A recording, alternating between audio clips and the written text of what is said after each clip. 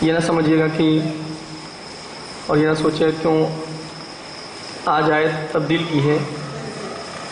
ویسے عموماً جب سلسلہ مجالس ہوتا ہے، عشرہ مجالس ہوتی ہیں، تو کوئی ایک آیت عنوان سخن قرار دی جاتی ہے اور اسی کے ذیل میں گفتگو ہوتی ہے۔ لیکن چونکہ میرا موضوع کربلا کے عرفانی جلوے ہیں اور جس کے اندر مختلف منزلیں اور مرحلے جو علم عرفان اور عالم عرفان میں طے کیے جاتے ہیں، ان کے متعلق گفتگو کرنی ہے ان چند دنوں میں انشاءاللہ۔ لہذا میں نے طے کیا ہے کہ جس طرح کی منزل کی گفتگو ہوگی اسی طرح کی آیت یا روایت کا انتخاب کیا جائے۔ اب شاید آپ کا ذہن پہنچ گیا ہوگا کہ کل میں نے آپ کی خدمت میں بالکل ابتدائی منزل جو عرفان میں بیان کی جاتی ہے اور عرفا بیان کرتے ہیں کہ سب سے پہلی منزل جو ہے وہ یقظہ ہے۔ انسان خواب غفلت سے چونکے بیدار ہو تبھی وہ اس سفر کو طے کر سکتا ہے جو خدا تک پہنچنے کا سفر ہے۔ ایک سیر ہے، یہ سیر و سلوک کہا جاتا ہے۔ یہ سیر و سلوک تبھی حاصل ہو سکتا ہے کہ جب انسان بیدار ہو، چونکے، خواب غفلت سے اٹھے۔ کل میں نے عرض کیا تھا کہ منزلیں بہت سی ہیں، لیکن وہ ساری منزلیں بیان کرنا مقصود نہیں ہے۔ ان میں سے جو اہم منزلیں ہیں اور خصوصاً جو کربلا کے واقعے کے ضمن میں جو منزلیں مجھے عرض کرنی ہیں وہ آپ کی خدمت میں پیش کروں گا۔ تو آج جس منزل کی طرف اشارہ کرنا ہے مجھے وہ ہے منزل صبر۔ بہت عظیم منزل ہے منزل صبر، بلکہ میں سمجھتا ہوں کربلا اور صبر دو ایسے لفظ ہیں کہ صبر کا لفظ سنتے ہیں تو کربلا یاد آ جاتی ہے، کربلا کا لفظ ذہن میں آتا ہے تو صبر یاد آ جاتا ہے۔ اتنا عجیب رشتہ ہے کربلا اور صبر کا، پوری داستان ہی ایسی ہے۔ صبر کا عظیم مظاہرہ ہے کربلا میں، معراج صبر ہے کربلا، معراج صبر ایک منزل ہے صبر باقاعدہ۔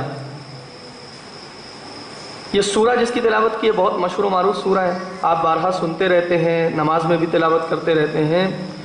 ارشاد رب العزت ہو رہا ہے زمانے کی قسم والعصر، زمانے کی قسم، ہر انسان گھاٹے میں ہے، سارے انسانوں کی بات ہو رہی ہے اس میں۔ ان الانسان لفی خسر، تمام انسانوں کی بات ہو رہی ہے۔ چونکہ اس کے اندر عربی نزاکت کے اعتبار سے صرف اشارہ کر دوں کہ الف لام جو استعمال ہوا ہے انسان کے ساتھ، لفظ انسان کے ساتھ، یہ تمام انسانوں کو شامل کر لیتا ہے، یعنی سارے انسان خسارے میں ہیں، گھاٹے میں ہیں۔ ہاں مگر بس چند لوگ ہیں جو اس خسران سے بچے ہوئے ہیں، اس خسارے سے اور گھاٹے سے بچے ہوئے ہیں۔ کون؟ الا الذین آمنوا وعملوا الصالحات، سوائے وہ کہ جو ایمان لائے ہیں اور جنہوں نے عمل صالح انجام دیا، نیک عمل انجام دیا۔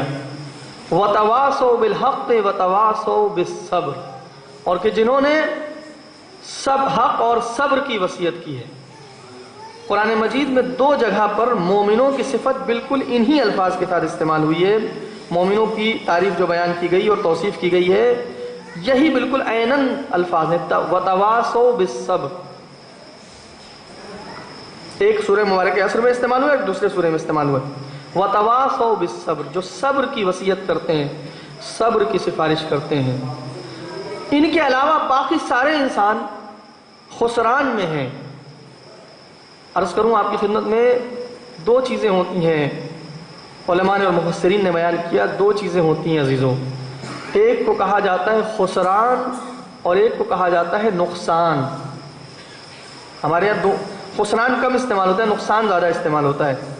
خسارہ یا خسران یہ کم استعمال ہوتا ہے، نقصان بہت استعمال ہوتا ہے، بھائی نقصان ہو گیا فلاں کا، تجارت میں نقصان ہو گیا، کاروبار میں نقصان ہو گیا۔ اچھا، عربی ایسی لطیف زبان ہے کہ اس کے اندر ہر لفظ کے اپنے خاص معنی ہوتے ہیں۔ جب نقصان کہا جاتا ہے اس کا مطلب الگ ہے، جب خسران کہا جاتا ہے تو اس کا مطلب الگ ہے۔ توجہ فرمائیے، نقصان وہاں پہ ہوتا ہے عزیزوں مفسرین نے لکھا ہے کہ نقصان وہاں پہ ہوتا ہے کہ جہاں پونجی باقی رہے، پونجی نہ ختم ہو، سرمایہ نہ ختم ہو، ہاں فائدہ نہیں ہوا جیسا ہونا چاہیے تھا، یا جیسا ہونا چاہیے تھا فائدہ ویسا فائدہ نہیں ہوا، یا بالکل فائدہ نہیں ہوا، جیسے کہ تیسا رہ گیا معاملہ، جو پونجی لگائی تھی وہ بڑھ نہ سکی، اس کو نقصان سے تعبیر کیا جاتا ہے کہ نقصان ہو گیا بھائی، چونکہ ہم نے پیسہ لگایا تھا۔ جب بھی کوئی کاروباری، کوئی تاجر کسی چیز میں پیسہ لگاتا ہے تو کس لیے لگاتا ہے؟ کہ منافع ہو، بڑھے اس کا پیسہ۔ اب اگر وہ خاطر خواہ منافع نہیں ہو رہا ہے، اگر جیسی اس کی توقع اور جیسا امید لگائے ہوئے جیسی اس طرح سے اس کو فائدہ نہیں ہو رہا ہے تو اسے نقصان سے تعبیر کیا جاتا ہے، بھائی نقصان ہو رہا ہے، نقصان ہو گیا۔ آخر میں انسان تجارت بدل دیتا ہے، چلو بھائی اس کام کو بند کیا جائے، کچھ دوسرا کام کیا جائے۔ خسران وہاں پہ ہوتا ہے کہ جہاں نہ صرف یہ کہ منافع نہ ہو، پونجی بھی ہاتھ سے چلی جائے۔ قرآن مجید جو یہ زمانے کی قسم کھا کے اعلان کر رہا ہے کہ زمانے کی قسم سارے انسان خسران میں ہیں، یعنی کہہ رہا ہے نقصان میں، سارے انسان خسران میں ہیں، یعنی یہ بتانا چاہتا ہے کہ نہ صرف یہ کہ منافع نہیں ہو رہا ہے، ترقی نہیں ہو رہی ہے، اصل پونجی ہاتھ سے جا رہی ہے۔ اب مثال اس کی ایک بہت ہی پیاری مثال ہے، دیکھیے ایک بنیا ہوتا ہے، دال چاول بیچتا ہے، مثال کے طور پر دال چاول بیچ رہا ہے جو، ٹھیک ہے، اگر نہیں بکے گا تو دال چاول تو رکھا رہے گا نا، اتنی جلدی خراب بھی نہیں ہو جائے گا، آج نہیں بکے گا کل بکے گا، ٹھیک ہے۔ مانا کہ آج نہیں بکا، آج بکری نہیں ہوئی تو یہ بھی ایک نقصان ہے کہ آج کا منافع جو اسے ملنا چاہیے وہ نہیں ملا، لیکن پونجی سلامت ہے، سرمایہ محفوظ ہے، ٹھیک ہے نا، سرمایہ بچا ہوا ہے، کل بیچ دے گا اس کو۔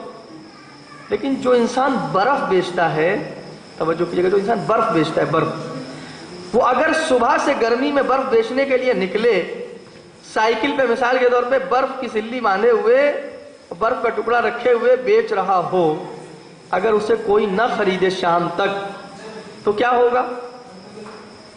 سرمایہ ختم ہو جائے گا، اصل پونجی ہاتھ سے چلی جائے گی، کیونکہ برف گرمی سے پگھل جائے گا، آفتاب کی تمازت سے برف کا وجود ختم ہو جائے گا۔ قرآن مجید یہ فرما رہا ہے کہ والعصر، زمانے کی قسم انسان خسران میں ہے، نقصان میں نہیں ہے، یعنی ایک ایک لمحہ جو زندگی سے گزر رہا ہے یہ تمہاری پونجی کو ختم کر رہا ہے، تمہارے سرمایہ وجود اور سرمایہ زندگی کو ختم کر رہا ہے۔ تم کیا سمجھ رہے ہو؟ تم کس خواب غفلت میں سوئے ہوئے ہو؟ تمہیں اندازہ نہیں ہے، ایک ایک لمحہ زندگی کا گزرتا جا رہا ہے، سرمایہ زندگی ہاتھ سے نکلتا جا رہا ہے۔ صلوات بھیجیے پر محمد و آل محمد۔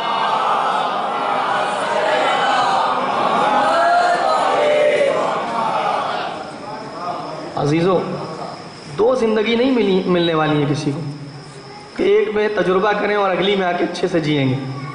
میرے استاد کہا کرتے تھے کہ دیکھو دو زندگی کسی کو نہیں ملیں گی کہ ایک میں آ کے ایکسپیرینس لو، اگلی والی میں اچھے سے جئیں گے۔ ایک ملی ہے، بس ایک، اور وہ بھی پتہ نہیں کتنی، کسی کو کوئی خبر نہیں۔ اور اگر ایوریج ایج کی بات کریں، جو آج کے اعتبار سے آج کی لائف سٹائل کی بات، آج لائف سٹائل جو ہمارا ہو گیا ہے اور آج کا جو کھان پان ہمارا اور رہن سہن ہے، اس کے اعتبار سے تو یہ سمجھیے کہ 60 اگر کراس کر لیا تو بہت بڑا تیر مار لیا ہم، وہ بھی اگر کچھ ایسا مسئلہ نہ پیش آیا، خدا نخواستہ کوئی حادثہ نہ پیش آیا اور کوئی بڑی بیماری نہ لگی۔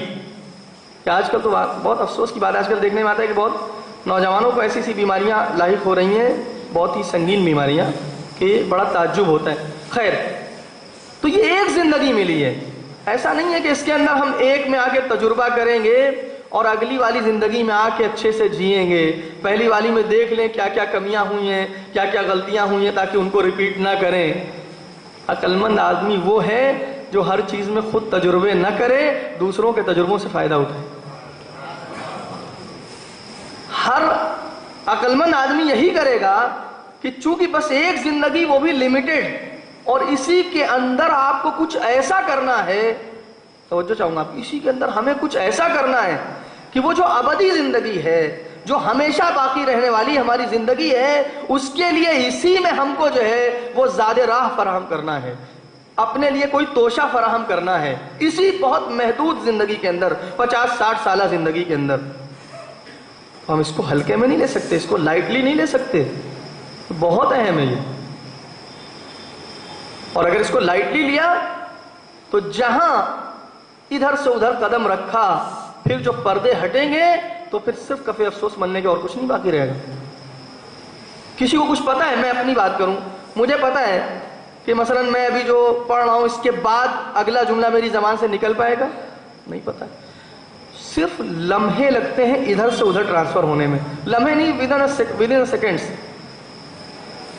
اور بھی شاید کم ہو جائے، ادھر سے ادھر چلے گئے. یہ اور بات ہے کہ ہم کہیں نہ کہیں یہ سوچے بیٹھے ہوئے ہیں کہ بھائی موت دوسروں کے لیے، ہمارے لیے نہیں. کہیں نہ کہیں اتنا اطمینان سے بیٹھے ہوئے ہیں جیسے لگتا ہے یہ ہمارے لیے تھوڑی ہے، تو دوسروں کے لیے. عزیزان گرامی، بہت عجیب مرحلہ ہے. آ گئی روایت یاد تو آپ کی خدمت میں عرض کر دوں. ظاہراً جناب داؤد علیہ السلام کے سلسلے میں روایت موجود ہے علی نبینا علیہ وآلہ السلام کہ جب ملک الموت آ گیا، جناب داؤد کو اللہ نے حکومت عطا کی تھی، سلطنت عطا کی تھی. پھر جناب سلیمان کو بھی اللہ نے ایک عظیم حکومت عطا کی. جناب داؤد علیہ السلام کے پاس جب ملک الموت آیا روح قبض کرنے کے لیے، تو اچانک ہی آتے ہیں حضرت ملک الموت. پہلے سے انفارمیشن یا کوئی لیٹر ویٹر تو آتا نہیں ہے کہ ہم اور آپ پریپیئر ہو جائیں گے بھائی آنے والے ہیں. اچانک وہاں بھی آ گئے. تو جناب داؤد علیہ السلام نے کہا کہ کم سے کم کچھ خبر تو دیتے، آنے سے پہلے کچھ بتاتے تو صحیح. کب بتایا تھا؟ کیسے بتایا تھا؟ کہاں بتایا تھا؟ کب بتایا تھا؟ اب بتایا تھا، آپ نے توجہ نہیں دی ہوگی. کہ یہ بتائیے وہ آپ کے پڑوسی کا انتقال ہوا تھا کہ نہیں ہوا تھا؟ ہاں ہوا تو تھا. تو جب ان کا انتقال ہوا تھا اور میں نے روح قبض کی تھی تو آپ کو بھی ساتھ میں انفارم کر کے گئے تھے کہ آپ کا بھی نمبر آنے والا ہے، آپ بھی جا سکتے ہیں. وہ رشتہ دار آپ کا دنیا سے گیا تھا جب، تو ساتھ میں یہ انفارمیشن آپ کو بھی دی گئی تھی انڈائریکٹلی کہ آپ بھی پریپیئر رہیے گا، آپ بھی آمادہ رہیے گا، آپ کا بھی نمبر آئے گا. لیکن عجیب مرحلہ ہے. دو چیزوں میں ہماری جو عادت ہے، دو چیزوں میں ہمیشہ اپنے کو بالکل الگ کر لیتے ہیں، اپنے کو ہم اس سے باہر کر لیتے ہیں جیسے کہ ہمارے لیے نہیں ہے. ایک ہے موت اور ایک ہے برائیاں. جب برائیوں کی بات ہوتی ہے تو ہمیں لگتا ہے ہمارا دامن ایک دم پاک و صاف ہے، جو کچھ ہے وہ سب دوسرے کے اندر ہے. مجلس میں بھی جب تذکرہ ہوتا ہے، معذرت کے ساتھ عرض کر رہا ہوں، مجلس میں بھی جب بات آتی ہے کبھی تو کوئی انسان اپنے اوپر نہیں لیتا ہے، ہر آدمی اپنے بغل والے کو دیکھ رہا ہوتا ہے. اچھا یہ مولانا صاحب ان کے لیے کہہ رہے ہیں، صلوات بھیجیے پر محمد و آل محمد.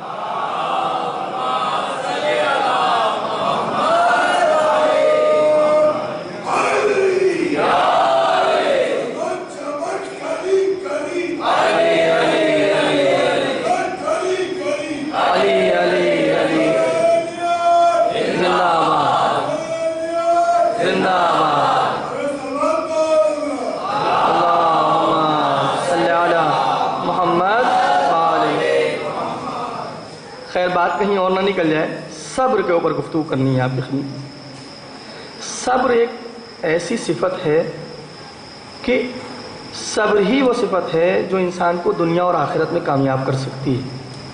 بے صبرہ انسان کچھ نہیں کر سکتا. آپ دیکھ لیجئے، صبر ہی وہ ہے جس کے ذریعے تمام نتیجے حاصل ہوتے ہیں. آپ توجہ فرمائیں، اگر ایک کسان صبر نہ کرے تو اناج ملے گا اس کو؟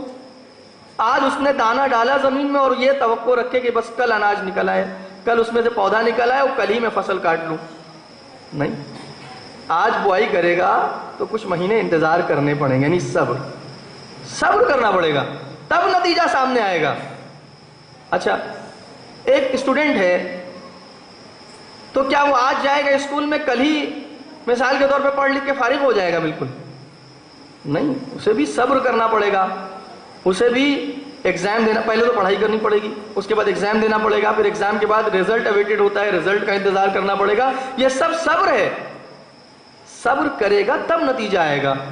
اچھا اور سختیاں آئیں گی اس راہ میں، جیسے کسان بھی جب بوائی کرے گا، نرائی کرے گا، جو کچھ کرے گا تو اس کی راہ میں بھی سختیاں آتی ہیں، بہت مشکلات آتی ہیں. ان سب کو اسے برداشت کرنا پڑے گا اور انتظار کرنا پڑے گا کہ نتیجہ آ جائے.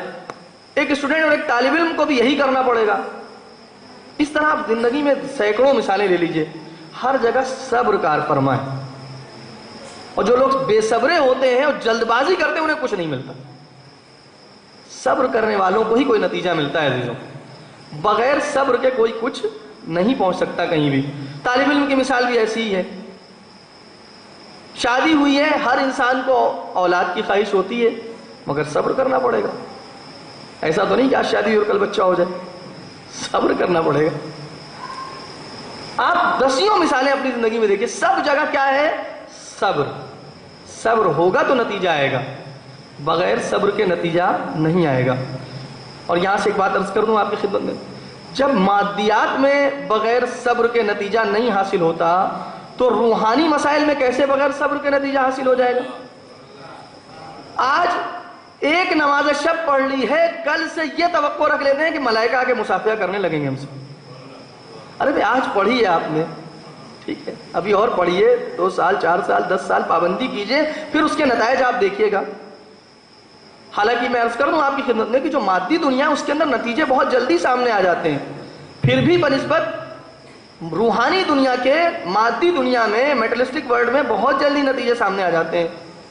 اتنا صبر نہیں کرنا پڑتا جتنا روحانی دنیا میں صبر کرنا پڑتا ہے۔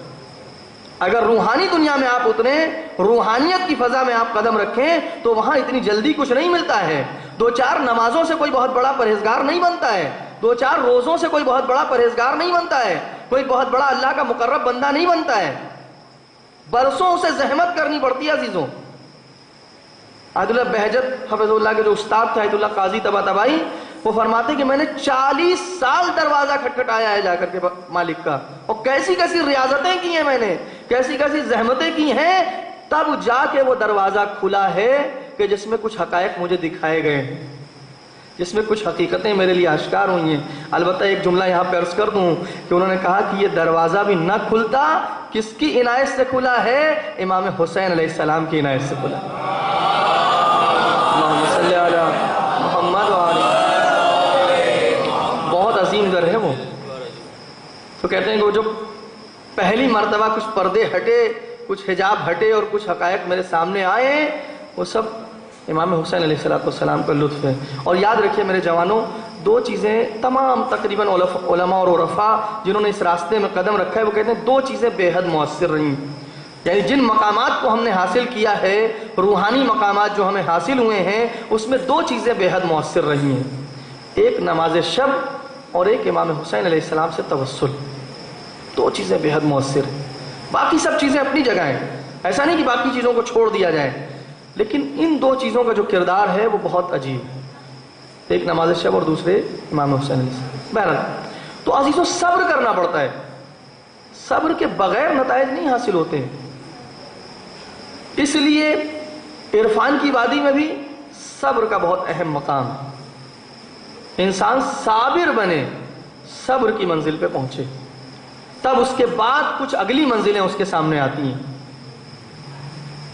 تو پھر رضا کی منزل، تسلیم کی منزل، یہ تمام منزلیں اس کے بعد آتی ہیں۔ پہلے انسان صبر کرے۔ کل عرض کیا تھا آپ کی خدمت کی، یقظہ، پہلے بیدار ہوا انسان، پھر اس نے توبہ کی، اب توبہ کرنے کے بعد اسے صبر کرنا پڑے گا، کیونکہ اب تو چونکا ہے، اب تو اٹھا ہے۔ اب جو اٹھا ہے تو اس کا مطلب یہ نہیں ہے کہ اب اسے بیٹھ جانا ہے، اب تو اسے ابھی بہت کچھ کرنا ہے، بہت محنت کرنی ہے اس کو، چونکہ اس نے ایک اچھا خاصا ٹائم گزار دیا ہے یوں ہی غفلت میں۔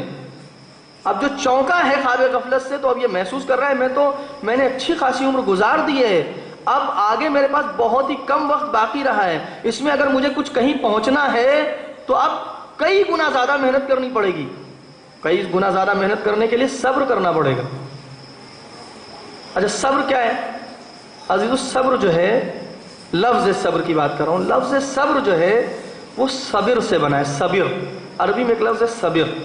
صبر کہتے ہیں بہت ہی کڑوی بوٹی ہوتی ہے، کڑوی سی گھاس ہوتی ہے، اسے صبر کہا جاتا ہے، اسی سے لفظ صبر نکلا ہے۔ وہ جو بوٹی ہے بہت کڑوی سی، وہ دواؤں میں بھی استعمال ہوتی ہے عرب میں، یعنی بہرحال صبر سخت ہے۔ صبر ہے کیا چیز؟ صبر کا مطلب کیا ہے؟ صبر کا مطلب یہ ہے کہ اللہ کے لیے اپنے نفس کو کنٹرول کرنا۔ بہت ہی میں نے کم ورڈز میں آپ کے سامنے صبر کو ڈیفائن کیا ہے۔ اللہ کے لیے، خدا کے لیے اپنے نفس کو کنٹرول کرنا، اس کو قید کرنا، کیونکہ صبر کے معنی قید کرنے، اس کو قید کرنا. بھائی نفس کو قید کرنے کی کیا ضرورت ہے؟ جی قید کرنے کی ضرورت ہے، کیونکہ ایک بہت ہی سرکش وحشی ہے، یہ بہت ہی سرکش ہے. اس کو ذرا سا انسان ڈھیل دیتا ہے تو یہ بہت سرکشی دکھاتا ہے. پھر یہ رام نہیں ہوتا ہے، سواری نہیں کرنے دیتا اپنے اوپر کسی کو، اپنی پشت پہ کسی کو سوار ہونے نہیں دیتا ہے، بس اسے موقع چاہیے ہوتا ہے. کبھی موقع دے کے دیکھیے کہاں تک لے جاتا ہے پھر. اور پھر یہ ایسا دشمن ہے کہ رسول خدا صلی اللہ علیہ وآلہ وسلم ارشاد فرماتے ہیں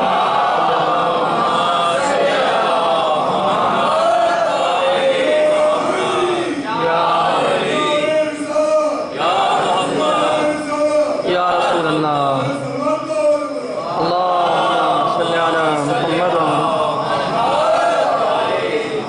میں نفس امارہ کی بات کر رہا ہوں اس وقت، یہ جو برائیوں کی طرف ہمیں لے جاتا ہے اس نفس کی بات کر رہا ہوں. فرماتے ہیں آدھا عدوک نفسک اللتی بین جنبیک، تمہارا سب سے سخت دشمن جو ہے، تم یہ نہ سمجھنا وہ جو باہر کا تمہارا دشمن ہے جس کے لیے قرآن بار بار تمہیں متوجہ کر رہا ہے، دیکھو شیطان تمہارا کھلا ہوا دشمن ہے، ابلیس تمہارا کھلا ہوا دشمن ہے، وہ باہری دشمن ہے.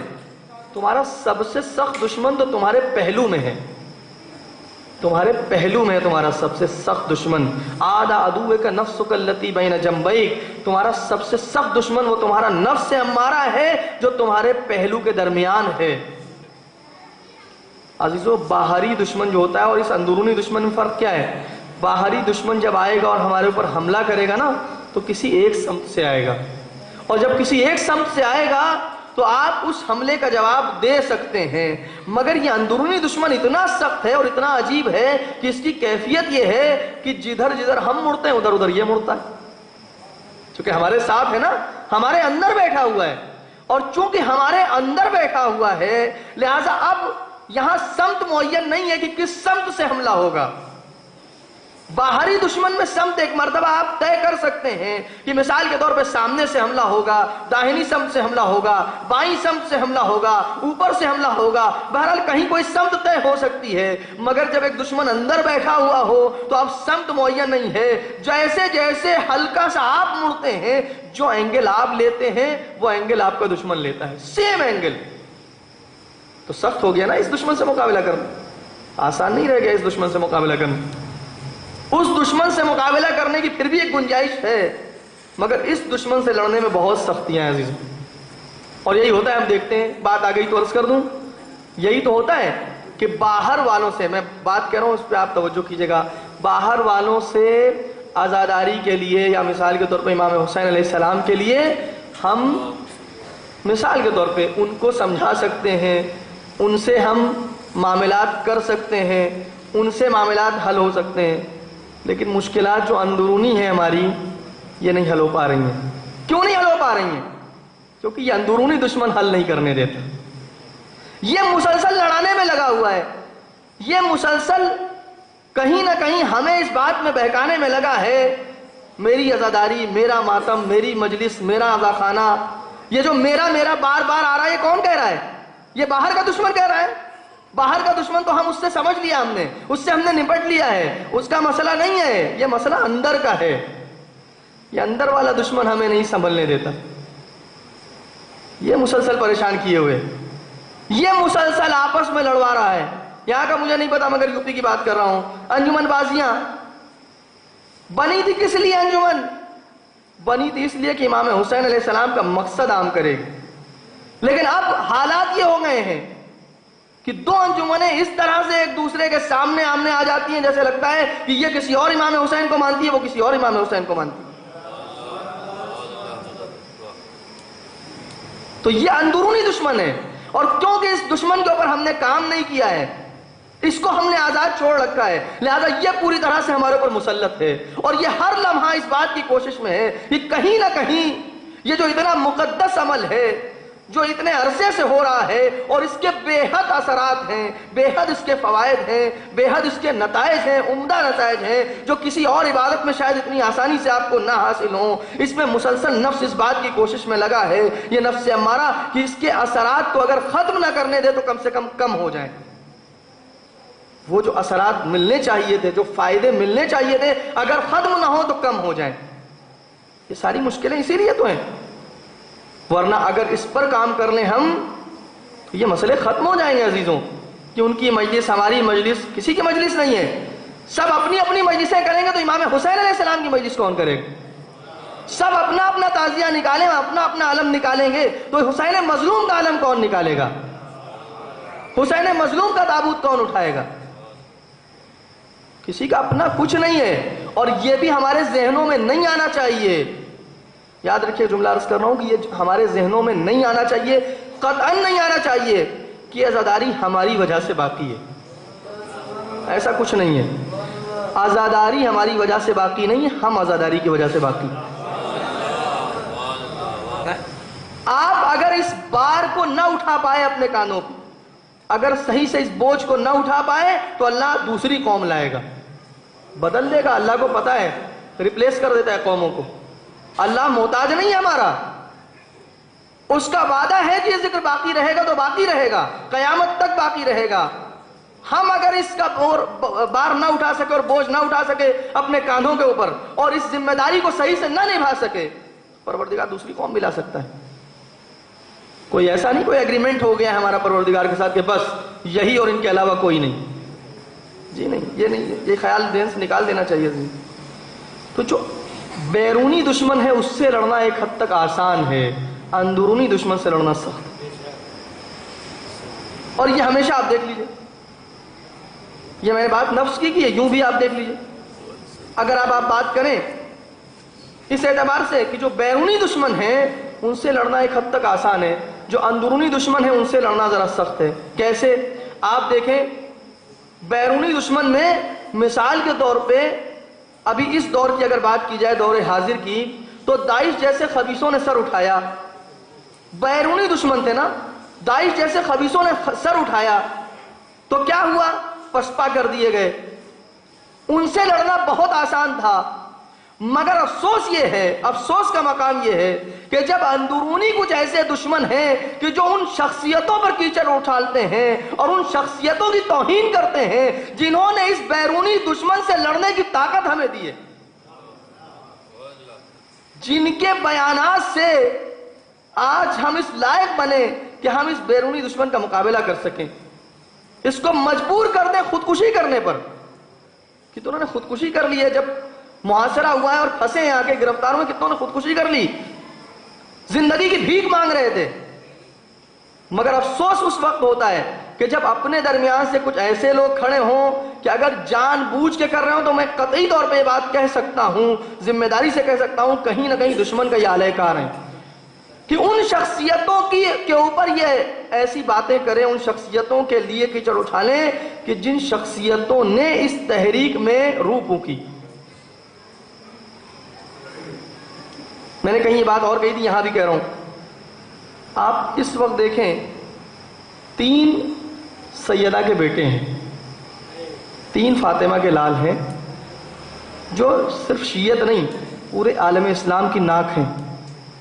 3 فاطمہ کے بیٹے اور 3 فاطمہ کے فرزند ہیں جو پورے عالم اسلام کی ناک ہیں۔ کون؟ ایک سید حسن نصر اللہ، سید سیستانی حفظ اللہ، اور سید علی خامنئی حفظ اللہ۔ یہ 3 وہ شخصیتیں ہیں، عظیم شخصیتیں ہیں کہ ان تینوں نے اس طریقے سے عالم اسلام کی لاج رکھ لی ہے، اور ان تینوں نے اس طریقے سے اپنے حکمت عملی کا مظاہرہ کیا ہے کہ آج ہم یہ سر اٹھا کے کہہ سکتے ہیں کہ ہم مسلمان ہیں، ورنہ حالات یہ ہو گئے تھے اور دشمنوں نے سازش رچی تھی کہ ہم یہ کہنے لائق بھی نہ بچتے کہ ہم مسلمان ہیں۔ مگر انہوں نے جو اپنی حکمت عملی پیش کی، اس کے نتیجے میں ان افراد کو پسپا کر دیا اور پسپا کروا دیا کہ جو نام نہاد مسلمان تھے اور نام نہاد مسلمان بن کے پورے اسلام کا چہرہ بگاڑ رہے تھے۔ انہوں نے اپنی حکمت عملی سے، آغا سیستانی حفظ اللہ کوئی معمولی شخصیت نہیں ہے، ایسی شخصیت کہ جنہوں نے اپنی حکمت عملی سے ایسا کارنامہ کیا ہے کہ یہ تاریخ میں یادگار رہے گا۔ غیروں نے اس بات کی قدر کی ہے کہ جو ان کی حکمت عملی ہے وہ واقعی بہترین حکمت عملی ہے، غیر اس کی قدر کرتے ہیں۔ عراق کا پادری کہتا ہے کہ اگر سید سیستانی حفظ اللہ نہ ہوتے تو عراق ہاتھ سے نکل گیا ہوتا۔ غیر کی بات میں کر رہا ہوں، یہ وہ سمجھتے ہیں اپنا میں یہ پھر عرض کر رہا ہوں، دیکھیں جو نادان ہیں ان کی بات نہیں کر رہا ہوں میں، لیکن جو نادان ہیں میرے نوجوان بھائی، ان کو بھی سمجھنا چاہیے کہ کہیں نادانی میں ایسا نہ ہو کہ ہم دشمن کا فائدہ کروا لیں، اپنی نادانی میں کہیں ایسا نہ ہو دشمن کا فائدہ کروا دیں۔ لہذا سمجھیے حالات کو، سمجھیے مسائل کو، اور جو جان بوجھ کے یہ کر رہے ہوں ان کا تو انجام بہت برا ہوگا۔ اگر جان بوجھ کے ان شخصیتوں کو کمزور کرنا چاہتے ہیں تو سوچنا پڑے گا کہ یہ کہاں سے، ان کا ریشہ کون سا ہے، روٹ کہاں سے، دیکھنا پڑے گا نا۔ اگر جان بوجھ کے کر رہے ہیں، سمجھ بوجھ کے کر رہے ہیں، تو دیکھنا پڑے گا یہ روٹ کہاں سے، اور روٹ کہیں اور نہیں مل سکتا سوائے اسلام دشمن طاقتوں کا، اور کہاں ملے گا اس کا ریشہ؟ وہیں ملے گا جو مسلسل اس بات کے در پہ ہیں کہ اسلام کو نقصان پہنچائے۔ تو عزیزان گرامی یاد رکھیے گا کہ جو بیرونی دشمن ہیں ان سے لڑنا ہمارے لیے بہت آسان ہے، مگر جو اندرونی دشمن ہیں ان سے لڑنا ذرا سخت ہے۔ کیوں؟ کیونکہ جب اندرونی دشمن ہمارے درمیان آتا ہے تو ہماری فکروں کو کھوکھلا کرتا ہے، ہماری فکروں پہ حملہ آور ہوتا ہے، جوانوں کو شک و شبہات کا شکار بناتا ہے، جوانوں کو اس طریقے سے الجھا دیتا ہے کہ جوان کنفیوزڈ ہو جاتے ہیں کہ حق کدھر ہے، باطل کدھر ہے، صحیح کون ہے، غلط کون ہے۔ لیکن حضرات گرامی میں صرف ایک بات کہہ رہا ہوں، میں کہتا ہوں کہ آپ کسی کے چکر میں مت پڑیے۔ آپ جس کو مانتے ہیں، جسے آپ نے مولا مانا ہے، اس نے ایک معیار دیا ہے، اس معیار کو ہمیشہ سامنے رکھیے۔ کبھی مشکلات نہیں ہوں گی، کبھی حیران و سرگردہ نہیں ہوں گے، کبھی بہکنے کے چانس نہیں رہیں گے۔ اس نے کیا فرمایا ہے؟ کہا یہ مت دیکھو حق کے لیے شخصیت کو معیار نہ بنانا، حق کو سمجھنے کے لیے شخصیت کو معیار نہ بنانا، بلکہ شخصیتوں کے لیے حق کو معیار بنانا۔ یہ نہ دیکھنا کہ کون سی شخصیت کیا کہہ رہی ہے اور اس کے بعد حق کو سمجھنا کہ وہ شخصیت کیونکہ یہ کہہ رہی ہے اس لیے حق ہوگا، نہیں۔ شخصیتوں کو نہ دیکھنا، شخصیتیں بہت بڑی بڑی آئی ہیں دنیا میں اور انہوں نے بہت غلط کام کیے ہیں، باطل راستوں پہ چلی گئی ہیں۔ شخصیتوں کو کبھی حق کے سمجھنے کا معیار نہ بنانا، یہ دیکھنا حق کیا ہے، پہلے حق کو سمجھنا اور اس حق کے اوپر شخصیتوں کو پرکھنا۔ جس دن قوم اس منزل پہ آ جائے گی کہ حق کو شخصیتوں کا معیار بنانے لگے، شخصیتوں کو حق کا معیار نہ بنائے، اس دن اس جوان کو کوئی نہیں بہکا سکتا۔ نعرہ حیدری، نعرہ حیدری، باز بلند نعرہ سلوات۔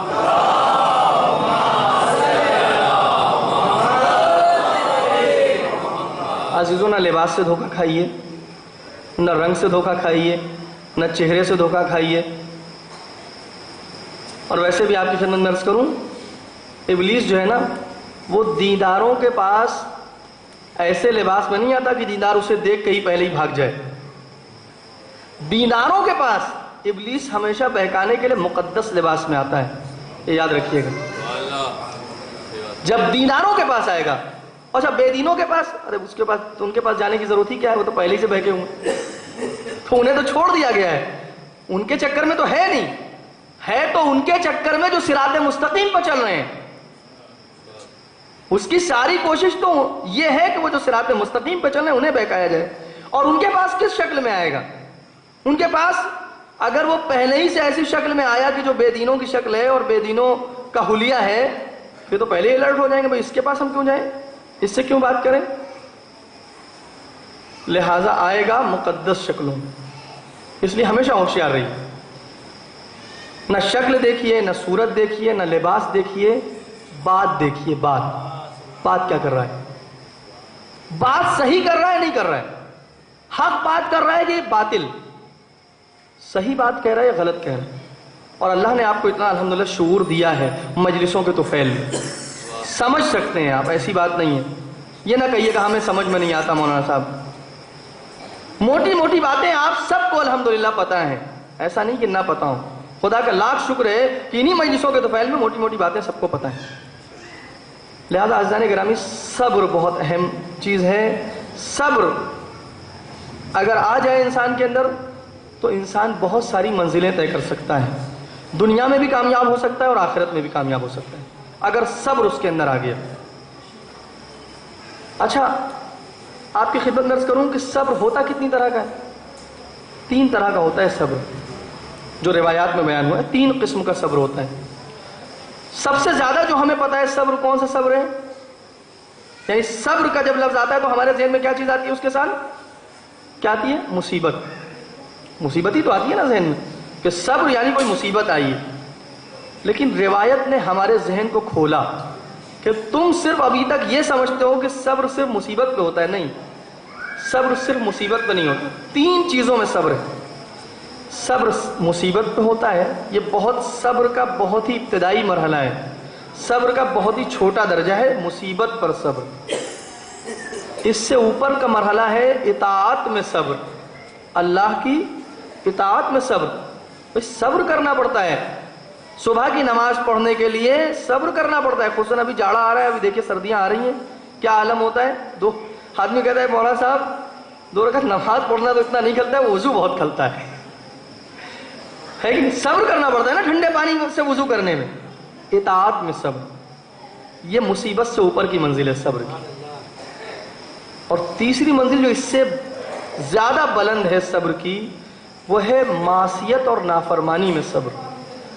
اللہ کی معصیت کے موقع ہوں اور انسان صبر کر لے، نافرمانی کے موقع موجود ہوں، گناہ کے موقع مل رہا ہو، انسان صبر کر لے، ضبط کر لے، اپنے نفس کو بچا لے۔ یہ تیسرا مرحلہ، اور یہ سب سے عظیم مرحلہ ہے صبر کا عزیز۔ اور اگر کوئی اس مرحلے میں پہنچ جائے صبر کے کہ وہ معصیت اور گناہوں پہ صبر کرنے لگے، تو یقیناً اطاعت میں صبر اور مصیبت پہ بھی صبر اس کے اندر پیدا ہو جائے گا۔ یعنی پہلے کی جو 2 منزلیں اور 2 مرحلے ہیں وہ اس کے اندر یقیناً آ جائیں گے۔ لیکن مشکل مرحلہ ہے یہ، گناہوں پہ صبر کرنا، گناہ کے موقع ہوں انسان بچا لے خود کو۔ کیسے صبر ہو گناہوں پہ؟ تھوڑا سا فکر کو، اپنی فکر کی تربیت کرنی ہوگی، سمجھنا ہوگا کہ گناہ کرتا کیا ہے ہمارے ساتھ، گناہ ہمیں کیسا بناتا ہے یہ ہمیں سمجھنا ہوگا۔ چوتھے امام علیہ السلام ایک دعا کرتے ہیں، فرماتے ہیں اللہم البستنی الخطایا ثوب مذلتی، پروردگار میرے گناہوں نے مجھے ذلت کا لباس پہنا دیا۔ میرے اللہ میں تیرے نزدیک عزیز تھا پہلے، مگر گناہوں نے میرا سر جھکا دیا ہے۔ جب تو نے مجھے دنیا میں بھیجا تھا تو میں کیسا تھا؟ میں عزیز تھا، تیرے نزدیک میری ایک اہمیت تھی، ایک منزلت تھی، ایک مقام تھا، ایک مرتبہ تھا۔ وہ منزلت تھی جس پر تو نے ملائکہ کے اوپر فخر کیا تھا انسان کو پیدا کر کے۔ لیکن میں نے جو گناہ کیے ہیں نا اپنے اختیار سے، ان گناہوں کی وجہ سے اب میرا سر جھک گیا ہے، اب لباس ذلت میں نے پہن لیا ہے، میرے گناہوں نے مجھے لباس ذلت پہنا دیا ہے۔ یعنی اس کا مطلب یہ کہ گناہ انسان کو ذلیل کر دیتے ہیں، رسوا کر دیتے ہیں۔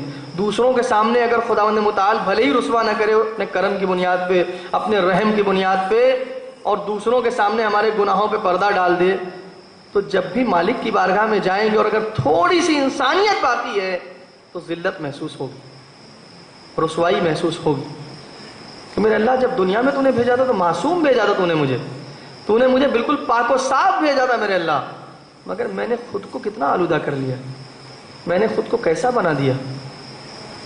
تو اگر یہ فکر بار بار اپنے ذہنوں میں ہم ڈالیں تو کیا ہوگا؟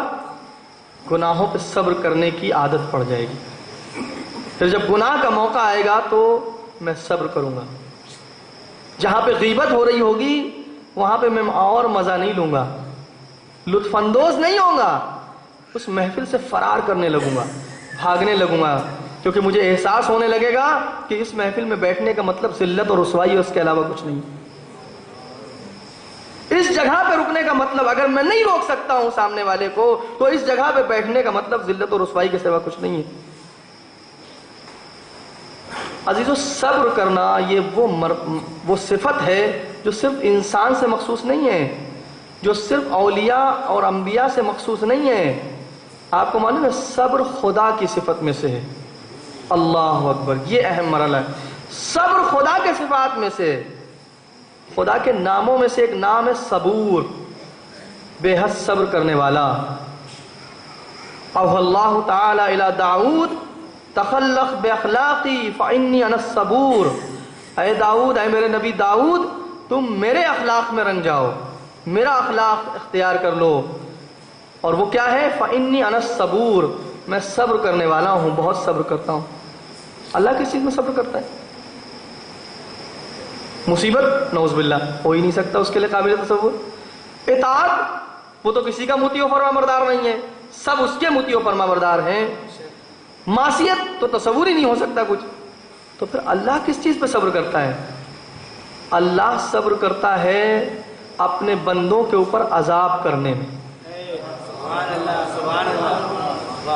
اپنے بندوں کے اوپر عذاب کرنے میں صبر کرتا ہے، مہلت دیتا ہے ہم جیسوں کو، اب واپس آ جائے گا، اب واپس آ جائے گا، اب پلٹ جائے گا۔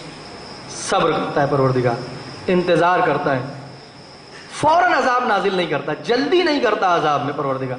اور ہمیں دعاؤں میں بھی یہی سلیقہ سکھایا گیا ہے کہ پروردگار سے مالک کی بارگاہ میں ہاتھوں کو بلند کر کے یہی دعا کرے، میرے مالک عذاب میں میرے اوپر جلدی نہ کرنا۔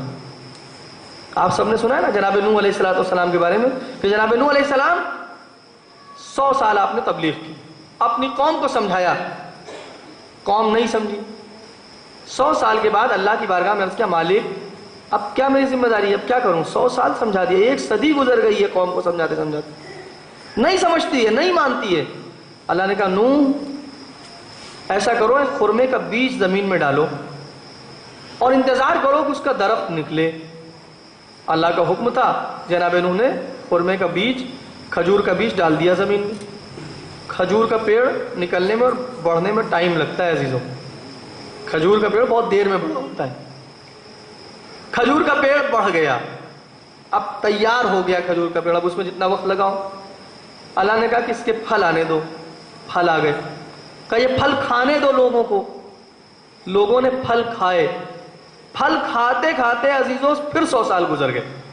اب یہ کیفیت ہو گئی کہ اب وہ پیڑ بوڑھا ہو گیا، اب اس کے اندر پھل نکلنے کم ہو گئے۔ اللہ نے عذاب نازل کر دیا؟ نہیں، عذاب نہیں نازل کیا۔ اب دوسری صدی ختم ہو گئی، حضرت نوح جنہیں شیخ الانبیاء کہا جاتا ہے نا، انبیاء میں سب سے بزرگ ہیں، 950 سال تو کم سے کم تبلیغ کی عمر ہے ان کی، خود کی عمر کیا تھی نہیں معلوم ہے، قرآن نے جو بیان کیے 950 سال تبلیغ کی عمر ہے جناب نوح علیہ السلام کی۔ 2 صدی گزر گئی ہے قوم کو سمجھاتے سمجھاتے۔ عزیزوں ہمارا صبر بہت کم ہے، ہمارا صبر تو بہت کم ہے۔ 1 بار 2 بار 3 بار گھر میں بچے کو سمجھاتے ہیں، اس کے بعد گھر سے باہر کر دیتے ہیں۔ 2-3 بار سمجھانے کے بعد گھر سے نکال دیا جاتا ہے عزیزوں۔ مگر آپ دیکھیں کرم پروردگار، 2 صدیاں گزروا دی ہیں، اور پھر اس کے بعد جب 2 صدی گزر گئی، اب پھر جناب نوح علیہ السلام بارگاہ مالک میں کھڑے، میرے اللہ 2 صدیاں گزر گئی، اب کیا کرنا ہے، اب کیا کروں؟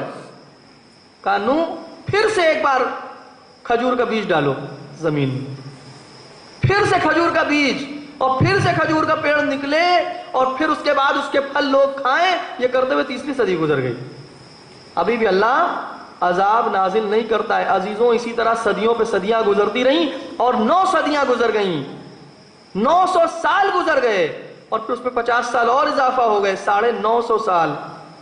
دیکھ رہے ہیں اللہ کتنا صبر کرتا ہے، کتنا انتظار کرتا ہے ہمارے لوٹنے کا۔ آ جائے گا بندہ واپس، شاید اب بھی سدھر جائے، ابھی بھی اس کو ایک مہلت دی جائے۔ اس کے بعد بھی جب جناب نوح علیہ السلام نے مطالبہ کیا ہے کہ اللہ اب تو 950 سال ہو گئے، اب تو عذاب نازل کر دے، اب میں ان کو اور کتنا سمجھاؤں، کتنی تبلیغ کروں؟ اللہ نے کہا نوح 1 بار اور کوشش کر لو۔ کیوں؟ کیونکہ دیکھو یہ میرے بندے ہیں، یہ مجھ سے فرار کر کے جائیں گے کہاں؟ یہ مجھ سے فرار کر کے کہاں جائیں گے؟ عذاب تو جب چاہوں نازل کر سکتا ہوں۔ محسوس کر رہے ہیں آپ پروردگار کے کرم کو؟ عذاب تو جب چاہوں نازل کر سکتا ہوں ان کے اوپر، یہ میرے قبضے قدرت سے کب باہر ہیں۔ لیکن نہیں، انہیں مہلت دینی چاہیے۔ اگر ان میں سے ایک کی بھی اصلاح ہو گئی تو بھی میرے لیے اہمیت رکھتی۔ پروردگار فرماتا ہے ایک کی بھی اگر اصلاح ہو گئی تو میرے لیے اہم ہے نوح، اس لیے 1 بار پھر کوشش کرو۔ پھر سے کوشش کی، لیکن اس کے بعد جتنوں کو ایمان لانا تھا بس، اب اس کے بعد کوئی ایمان لانے والا نہ بچا۔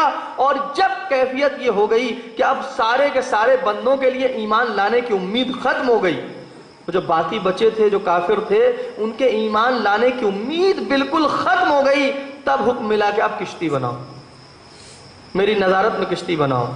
پھر وہ کشتی تیار ہوئی اور تمام واقعات جو پیش آئے۔ کتنا صبر کرتا ہے پروردگار بندوں کے اوپر عذاب کرنے میں۔ اچھا معاملہ صرف اتنا نہیں ہے، کہ جناب نوح علیہ السلام اتنی عمر آپ نے گزاری ہے، وقت ختم ہو گیا، باتیں اور بھی تھی مگر میں نہیں بیان کر سکا، اتنی عمر گزاری ہے اور اللہ نے اتنا صبر کیا ہے، 950 سال مہلت دی ہے ان کی قوم کو. ہمیں بھی بہت مہلت دیتا ہے پروردگار. بہت موقع آتے ہیں زندگی میں، کئی مرتبہ جھنجھوڑتا ہے، کبھی کوئی ایسی مصیبت آتی ہے تو جھنجھوڑتا ہے کہ آپ پلٹ جاؤ.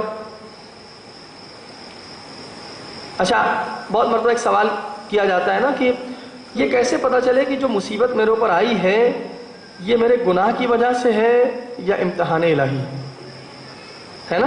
یہ سوال بہت سے ذہنوں میں ہوتا ہے کہ پتہ کیسے چلے کہ وہ جو مصیبت ہمارے اوپر نازل ہوئی ہے وہ مصیبت میرے گناہ کی وجہ سے ہے یا اللہ کا امتحان. ہمیں تو پتہ ہی نہ چلتا. کیسے معلوم کریں اگر معصومین نے سہارا نہ دیا ہوتا؟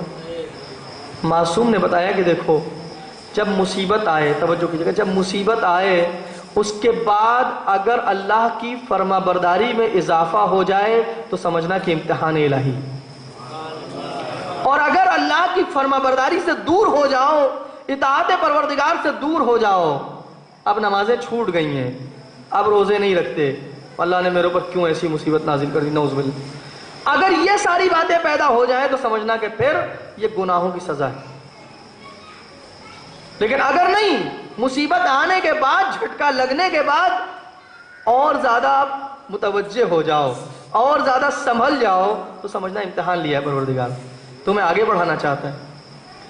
تو عزیزان گرامی، مسئلہ صرف یہاں تک نہیں ہے کہ جناب نوح علیہ السلام نے 950 سال سمجھایا اور اس کے بعد لوگ ایمان نہیں لائے تو تب اللہ نے حکم دیا کشتی بناؤ. بعض اوقات ایسا ہوتا تھا کہ بعض اتنے ڈھیٹ قسم کے لوگ تھے کہ آتے تھے انبیاء کرام کے پاس یا ہمارے نبی کے پاس بھی آئے کچھ ایسے لوگ جو آ کے یہ کہتے تھے اور یہ دعوے کرتے تھے، توجہ چاہوں گا، یہ دعوے کرتے تھے کہ اگر آپ جو کہتے ہیں وہ صحیح ہے اور اگر آپ کا خدا اتنا قادر ہے تو ہمارے اوپر عذاب آئے تو ہم جانیں. بہت بڑا دعویٰ ہے. کوئی اتنا زیادہ جو ہے وہ جری ہو جائے، اتنا زیادہ اس کے اندر جرأت بڑھ جائے کہ وہ عذاب الہی کا مطالبہ کرنے لگے اور آ کے نبی خدا سے کہے کہ اگر اللہ اتنا قادر ہے تو ہمارے اوپر عذاب آئے تو ہم جانیں. لیکن اس کے باوجود بھی آپ توجہ کیجئے گا، یستعجلونک بالعذاب، قرآن مجید کی تعبیر ہے کہ یہ عذاب میں جلدی کرتے ہیں، جلدی چاہتے ہیں، آگے آپ سے کہتے ہیں کہ جلدی ہمارے اوپر عذاب نازل کروا دیجئے. اگر آپ یہ کہتے ہیں کہ آپ کا خدا ہے، اس کے اوپر سے آپ کے اوپر وحی نازل ہوتی ہے تو آپ جلدی کروائیے عذاب میں تو میں جانوں اور میں مانوں. اب یہاں پہ سوچیے اگر عام انسان ہو تو کیا ہوگا؟ ہم کو اگر کوئی چیلنج کرے تو بھلے اس سے پہلے کتنا صبر کیا ہو، اب چیلنج کی بات آ گئی ہے. اگر خدا کریم ہے، وہ خالق ہے نا، اس نے پیدا کیا ہے عزیز، اس کو محبت ہے، اس چیلنج سے اس کے اوپر کوئی فرق نہیں پڑتا ہے عزیزوں. ایسا نہیں کہ اس چیلنج سے اس کی خدائی میں کوئی کمی آ جائے گی. یہ نادان ہیں، یہ ناسمجھ ہیں، اس لیے ایسے چیلنج کر رہے ہیں. یہ ناسمجھ بندے ہیں، اگر یہ سمجھ جاتے تو اس طرح کے چیلنج نہ کرتے. یہ ناسمجھی میں چیلنج کر رہے ہیں. پھر بھی اللہ جلدی نہیں کرتا. اللہ کہتا ہے انہیں سمجھا دو کہ یہ نہ کہا کریں، یہ نہ کہا کریں کہ جلدی عذاب کر دو، میں ابھی بھی انہیں مہلت دینا چاہتا ہوں، مگر یہ کہ جب یہ طے ہو جائے کہ اب اس کے بعد یہ قطعاً ایمان لانے والے نہیں ہیں. بس ایک بات آخری عرض کر دوں اور بات کو سمیٹ دوں. عزیزوں، عجیب مرحلہ یہ بات سمجھ میں نہیں آئی کہ جب کوئی منکر ربوبیت آتا ہے، منکر خالقیت آتا ہے، خالقیت کا انکار کرتا ہے اللہ کی، توحید کا انکار کرتا ہے، تو اللہ صبر کرتا ہے، مہلت دیتا ہے. مگر عجیب منزل ہے، سمجھ میں نہیں آیا راز کیا ہے کہ توحید کا انکار کرنے والا آئے تو اللہ برداشت کرتا ہے، مہلت دیتا ہے. ربوبیت کا انکار کرنے والا آئے تو اللہ برداشت کرتا ہے، صبر کرتا ہے، صبور ہے. خالقیت کا انکار کرے تو اللہ صبر کرتا ہے، صبور ہے، برداشت کرتا ہے، مہلت دیتا ہے. مگر ولایت کا جب کوئی انکار کرتا ہے تو یہاں مہلت نہیں دی جاتی. جب کوئی منکر ولایت آ کر کے ولایت کا انکار کر کے اس کے بعد عذاب کا مطالبہ کرتا ہے تو فوراً عذاب نازل کر دیتا ہے حارث کے اوپر پروردگار، اور یہ بتاتا ہے کہ دیکھو منکر ولایت کو مہلت ملنے والی نہیں ہے. صلوات بھیجیے پر محمد و آل محمد.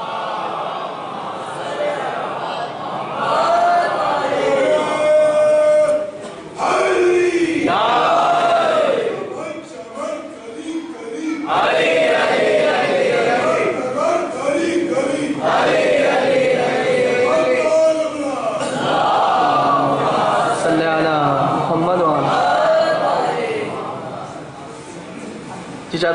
بارگاہ میں سوال کریں مالک ایسا کیوں؟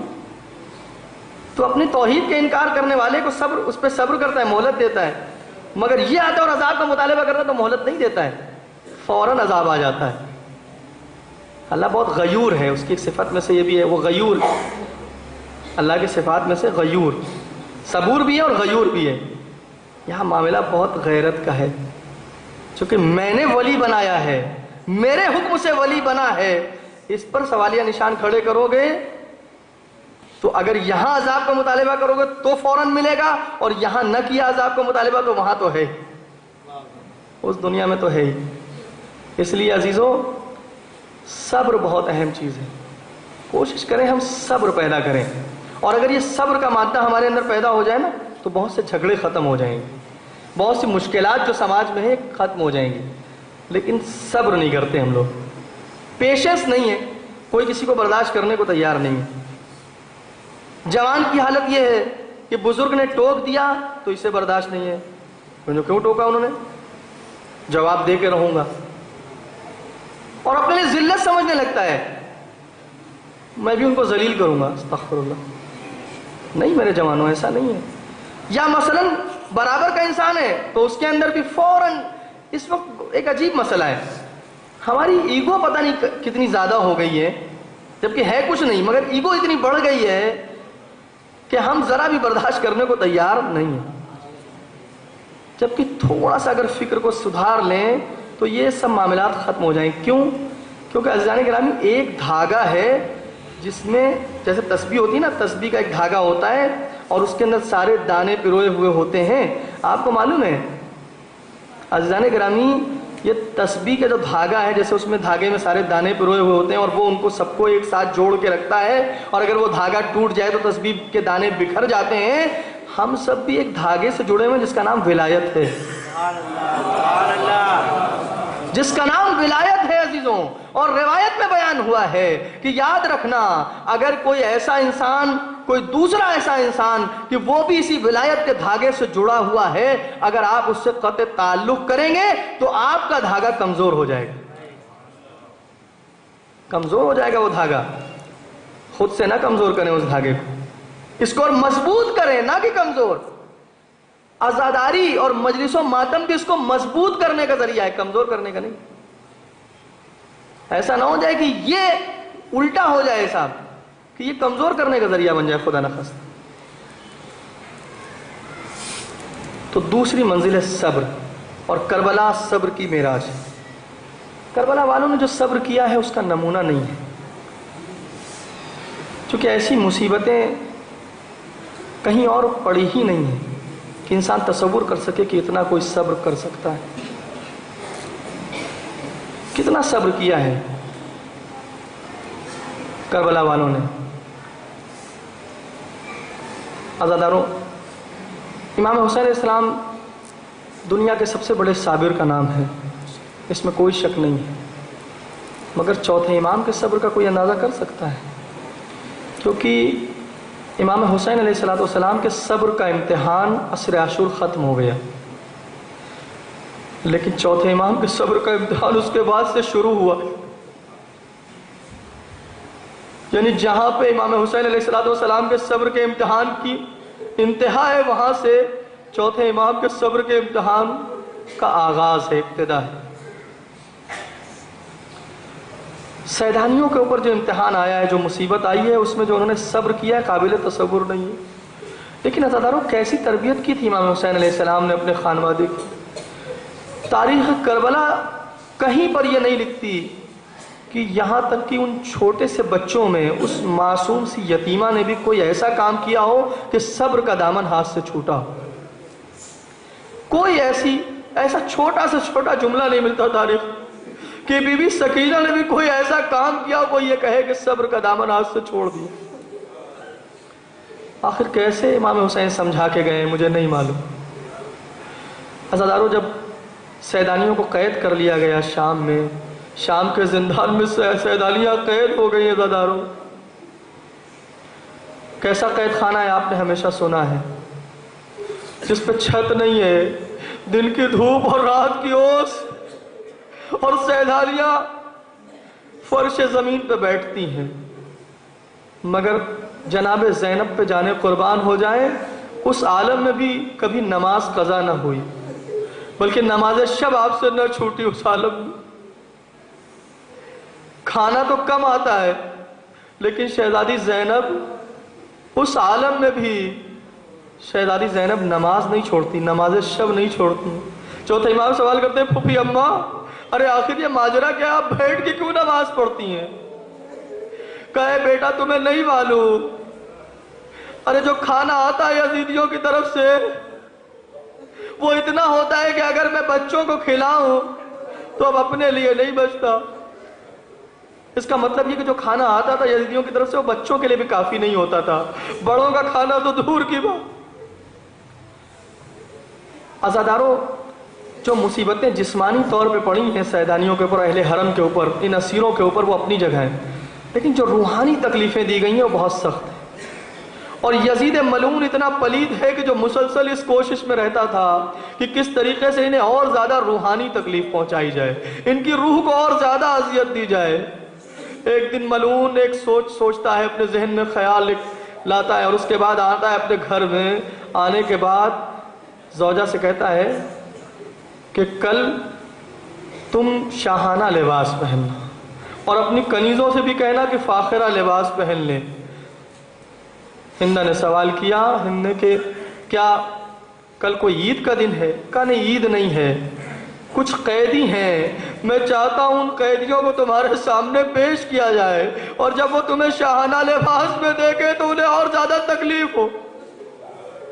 ज़ौजा ने सोचा, ज़ौजा को मालूम था कि कौन से कैदी इस वक्त यजीद की कैद में हैं, मगर फिर भी उसने सोचा कि शायद कोई और नए कैदी आए होंगे। और उसके बाद यजीद मलून ने क्या हुक्म दिया? हुक्म देता है मलून कि कल जिस दरवाजे से उन कैदियों को लाया जाए उस दरवाजे पे सरे इमाम हुसैन को लटका, ताकि जब ये कैदी वारिद होने लगे और उनकी निगाहें इमाम हुसैन के सरे मुबारक पे पड़े तो इन्हें और ज्यादा तकलीफ हो। अजरकुम अल्लाह। अज़ादारों, उसके बाद अब जो अगला दिन आया तो एक मर्तबा यजीद का कारिंदा आता है। आने के बाद चौथे इमाम से कहता है कि यजीद की तरफ से तमाम सैदानियों को बुलावा आया है, लेकिन एक बात की शर्त रखी गई है कि आप उनके साथ ना आएंगे। आप जरा दिल पे हाथ रख के सोचिए, सैदानियों को क्या गुजर गई हो। अरे सैदानियों को यजीद के सामने जाना है, मलून के यजीद की ज़ौजा के सामने जाना है, मगर अब चौथे इमाम का सहारा भी नहीं है। एक मर्तबा जनाब ज़ैनब भतीजे से लिपट के रोने लगती है, ऐ मेरे भैया, ऐ मेरे बेटे, मैं तब तक न जाऊंगी जब तक तुम ना जाओ, मैं अकेले कैसे जाऊं। जनाब ज़ैनब बैन करती है सैयद सज्जाद से लिपट के। सैयद सज्जाद समझाते, फूफी अम्मा, आपने बड़ी मुसीबतों पे सब्र कर लिया ना।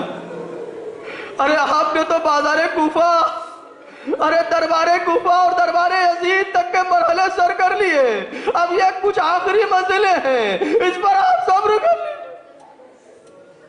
अरे फूफी अम्मा, आपको याद है ना, बाबा ने आखिरी वक्त यही तो कहा था कि कितनी भी मुसीबतें पड़ जाए मगर बद्दुआ न करना, वरना मेरी सारी मेहनत रायगा हो जाएगी। ऐ फूफी अम्मा, आपको जाना होगा।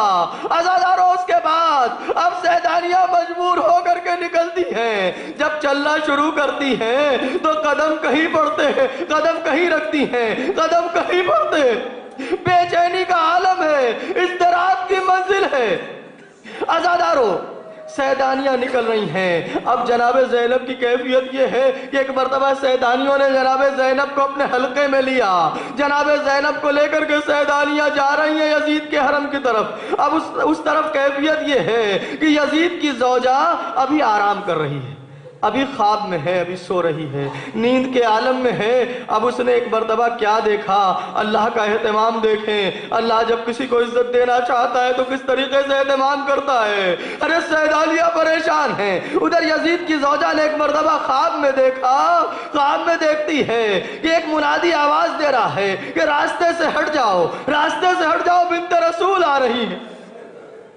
بنت رسول تشریف لا رہی ہے اور اس کے بعد وہ یہ ہٹتی ہے راستے سے تو کیا دیکھتی ہے پیچھے مڑ کر کے کہ کچھ بیویاں ہیں جو شہزادی کے ساتھ ہیں، ارے چہروں پہ تماچے مارتی ہیں، واہ حسینہ واہ مظلومہ کی صدائیں بلند کرتی ہے۔ ایک مرتبہ جو پیچھے مڑ کے دیکھا تو کیا دیکھا، شہزادی فاطمہ آ رہی ہے۔ شہزادی فاطمہ کو ایک مرتبہ سلام کیا، ارے شہزادی آپ اور یہاں کیسے؟ ایک مرتبہ شہزادی فرماتی ہے ارے میں تیرے پاس نہیں آئی ہوں، میں تو اپنی زینب کی ڈھارس بن کے آئی ہوں۔ ارے میری زینب پہ بڑا سخت وقت آیا ہے، میری زینب کو اس عالم میں پیش کیا جانے والا ہے کہ میری زینب کو روحانی تکلیف ہو، اسے صدمہ پہنچے، میں چاہتی ہوں زینب کے لیے تسلی ہو، زینب کو آرام مل جائے۔ الا لعنۃ اللہ علی القوم الظالمین سیعلم الذین ظلموا ای منقلب ینقلبون انا للہ و انا الیہ راجعون رضم قضائک و تسلیم لامرک لا معبود سواک۔ پروردگار تجھے واسطہ ہے محمد و آل محمد علیہ السلام، ہماری سزا کو قبول فرما۔ پروردگار اس میں اگر ہم سے کوئی کمی اور کوتاہی میں سے درگزر فرما۔ پروردگار جتنے مومنین یہاں موجود ہیں ان سب کی تمام دلی حاجات کو پورا فرما۔ پروردگار جتنے عزادار جتنے مومنین اس دنیا میں ہیں ان سب کی تمام پریشانیوں کو دور فرما۔ پروردگار جو بیمار ہیں خصوصاً جو آپ کے مد نظر ہوں انہیں شفائے کامل و عاجل عنایت فرما۔ پروردگار جو مقروض ہیں انہیں قرضوں سے سبکدوش فرما، جو بے اولاد ہیں انہیں صاحب اولاد بنا، جو صاحب اولاد ہیں انہیں اپنی اولاد کی نیک تربیت کی توفیق عطا فرما۔ پروردگار علماء اعلام مراجع کرام خصوصاً آیت اللہ العظمہ سستانی حفظ اللہ، آیت اللہ العظمہ خامنئی حفظ اللہ اور دیگر مراجع اعظام کا سایہ ہمارے سروں پر باقی رکھ، ہمیں ان کی پیروی کی توفیق عطا فرما۔ پروردگار مقدس مقامات خصوصاً روضہ جناب زینب کی حفاظت فرما۔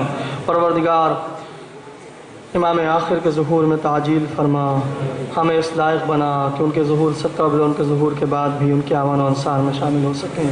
ماتم حسین۔